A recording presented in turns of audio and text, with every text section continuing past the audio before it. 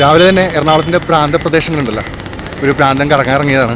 ഞാൻ ചമ്പക്കര മാർക്കിൻ്റെ പുറകിലുണ്ട്. ചമ്പക്കര മാർക്കിൻ്റെ പുറകിൽ ഒരു കൊച്ചു പാലമുണ്ട്. അതായത് ആ കായലിന് കുറുകെയായിട്ട് ഇരുമ്പനത്തേക്കും ഏരൂരിലേക്കും കടന്നു പോകുന്ന ഒരു പാലം. ഒരു 30 വർഷം പഴക്കമുള്ളെന്ന് പറയാം. പക്ഷേ അതിന് മുമ്പ് വന്ന് പോയിട്ടുണ്ടാകുന്ന എനിക്ക് സംശയമുണ്ട്.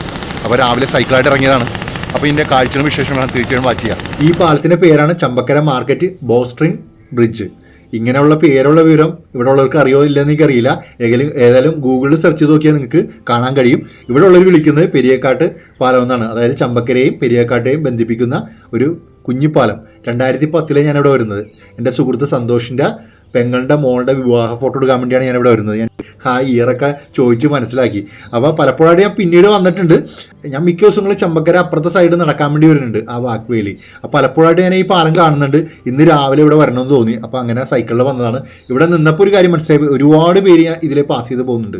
രാവിലെ പള്ളിയിൽ പോണവരും സ്കൂളിൽ പോണവരും, അതുകൂടാതെ അപ്പുറത്തെ ഒരുപാട് പേര് താമസിക്കുന്നുണ്ട്. ഒരുപാട് ആൾക്കാർ താമസിക്കുന്ന ഇടമാണ് ഈ പെരിയക്കാട്ട് കര.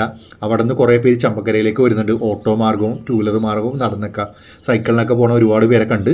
അപ്പോൾ പ്രധാനപ്പെട്ടൊരു പാലമാണ്. അപ്പോൾ രാവിലെ ഇറങ്ങിയാൽ ഇതേപോലത്തെ കുറേ കാഴ്ചകൾ കാണാം. മാർക്കറ്റിൽ നിന്ന് നല്ല മീനും വാങ്ങാം. പിന്നെ രാവിലത്തെ കാലാവസ്ഥയാണെങ്കിൽ പറയേ വേണ്ട, നല്ല കുളിർ കാറ്റും. ആ നല്ല കാലാവസ്ഥയിലൂടെ ഒന്നിലും നടക്കുകയോ അല്ലെങ്കിൽ സൈക്ലിങ് പോവുകയോ അപ്പോൾ കൂട്ടുകാരൊത്ത് യാത്ര ചെയ്യുക, അതൊക്കെ ഒരു മനോഹരമാണ്.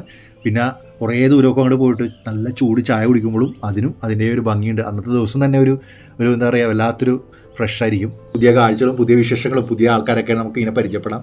അപ്പോൾ തീർച്ചയായിട്ടും നിങ്ങളും നിങ്ങളുടെ ആ പ്രദേശങ്ങളൊക്കെ ഒന്ന് ചുറ്റിയടിക്കുക. സൈക്കിളിനോ 2 വീലറിനോ സുഹൃത്തിനൊത്തൊക്കെ ഇങ്ങനെ കറങ്ങി നടക്കുക. ഇതൊക്കെയാണ് ജീവിതത്തിൽ അവസാനം നമുക്ക് ഓർമ്മിക്കാനുണ്ടാവുകയുള്ളൂ. അപ്പോൾ പുതിയ വിശേഷങ്ങളുമായി വീണ്ടും വരും. അതുവരെ നമസ്കാരം.